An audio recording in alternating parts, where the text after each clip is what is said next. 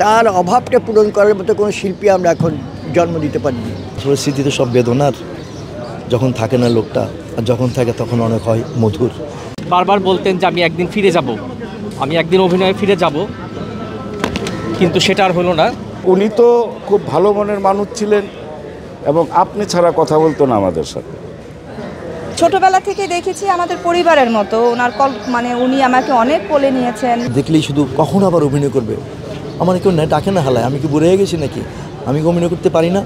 এই যে একটা যন্ত্রণা ওনার মধ্যে, কেন ওকে ডাকে না? আমি কি কারো কিছু করছি? আমার টাকা দিতে হইব, আমার পেমেন্ট করতে হইব, আমি লয়ে গেলে তো পারে, আমি হুইল চেয়ারে বয়ে থাকুম, আমি ওইখানে একটা ক্যারেক্টার দিক না। এই যে আক্ষেপটা, এই জন্য অভিনেতা হিসাবে যে যন্ত্রণাটা এটা দেখেছি। পরিস্থিতিতে সব বেদনার, যখন থাকে না লোকটা, আর যখন থাকে তখন অনেক হয় মধুর। এখন সব স্মৃতি তো আমাদের কাছে এখন বেদনাদায়ক মনে হবে, এই করতাম সেই করতাম, আর তো কোনো স্মৃতি হবে না। যা হয়েছিল সেটাই আমাদের মনে থাকবে। দাদার আত্মার শান্তি কামনা করি। অঞ্জনা আন্টির একদিন পরেই প্রবীর মিত্র মামা চলে গেলেন। হয়তোবা ওনারাও জানতেন না যে একদিন আগে পরেই দুজনে চলে যাবেন, ওনারাও জানতেন না। তো খারাপ লাগছে অনেক। ছোটবেলা থেকে দেখেছি আমাদের পরিবারের মতো ওনার উনি আমাকে অনেক কোলে নিয়েছেন। আমি একেবারেই ছোট ছিলাম, আমার মার সাথে তো উনি অনেক অভিনয় করেছেন। আর উনি অনেক ঠান্ডা মেজাজের একটা মানুষ ছিলেন, অনেক ঠান্ডা, খুব আদর দিয়ে কথা বলতেন। এই তো খারাপ লাগছে অনেক। উনি তো আসলে শেষ দিকে তো কথাবার্তাই বলতে পারতেন না। হ্যাঁ, উনি শুধু একটু চেয়ে চেয়ে থাকতেন, সবাইকে দেখতেন, বাট কথাবার্তা ওভাবে বলতে পারতেন না। উনি দীর্ঘদিন অসুস্থ ছিলেন, বিছানায় পড়েছিলেন। বারবার বলতেন যে আমি একদিন ফিরে যাব, আমি একদিন অভিনয়ে ফিরে যাব, কিন্তু সেটা আর হলো না। এই জন্য আমাদের একটা আক্ষেপ থাকবে।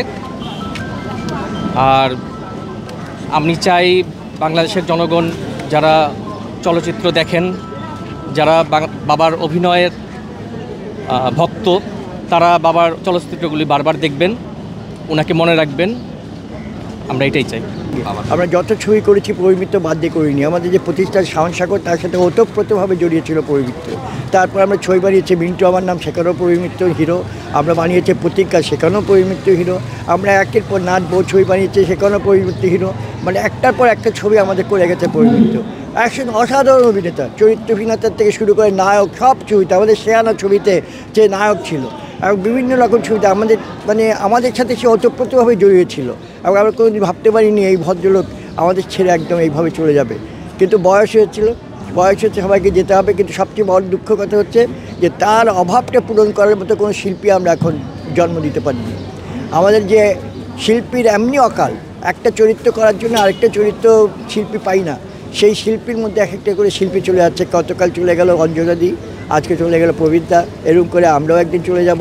কিন্তু যে শূন্যতার সৃষ্টি হচ্ছে বাংলাদেশ চলচ্চিত্র অঙ্গনে, সেই শূন্যতা কীভাবে পূরণ হবে সেটি আমরা ভাবছি। আল্লাহ যেন মহান আল্লাহ পাক যেন প্রবীর মিত্রকে বেস্ট নসিব করে, তার সব গুনাহ মাফ করে দিয়ে সেই কামনাই করছি। এবং আশা করছি বাংলাদেশ চলচ্চিত্রে নেক্সট প্রবীর মিত্র জন্ম হবে এবং আরও সব চলচ্চিত্ররা এগিয়ে আসবে, চলচ্চিত্রের জন্য কাজ করবে। ওনাদেরতে যে শিক্ষা অর্জন করেছি ওটা নিয়েই ভাঙ্গাচুরা খাচ্ছি আর কি এখনও।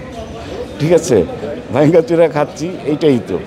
আর এখন ওনারাই কার সাথে আমরা অ্যাক্টিং করবো? এখন যারা আসতেছে ওরা তো আমাদের তো অনেক বড় বড় শিল্পীরা আসতেছে, ওরা এক ছবি রিলিজ হলেই স্টার হয়ে যাচ্ছে। হ্যাঁ, আর উনি তো খুব ভালো মনের মানুষ ছিলেন এবং আপনি ছাড়া কথা বলতো না আমাদের সাথে। এটা খুবই স্বাভাবিক। কিন্তু দেখেন, উনি সারা জীবন অভিনয় করে গেছেন। যে কোনো অভিনেতার জীবনের শেষ ইচ্ছা যে আমি শেষ জীবন মতো অভিনয় করে যাব। কিন্তু জেনারেশন তো চেঞ্জ হয়ে গেছে। জেনারেশন টু জেনারেশন চেঞ্জ হয়ে যাওয়ার কারণে আমার মনে হয় যে নতুন জেনারেশন হয়তো বা প্রবীরদার কাজ পর্যন্ত পৌঁছাতেই পারেনি, ওনাকে এই জন্য পিক করতে পারেনি। বাট হ্যাঁ, আমি নতুন প্রজন্ম যারা আসবেন তাদেরকেও বলবো যে যারা আমাদের একদম পাওয়ারফুল যারা অ্যাক্টর অ্যাক্ট্রেস আছেন ওদেরকে নেওয়া উচিত। ওনারা কাজের মাধ্যমে ফিরে আসলে এটা আমাদের চলচ্চিত্রের জন্য যেরকম ভালো, এবং প্রবীণ যারা আছেন তারাও এটা আরও ভালো কিছু দিতে পারবেন চলচ্চিত্রকে।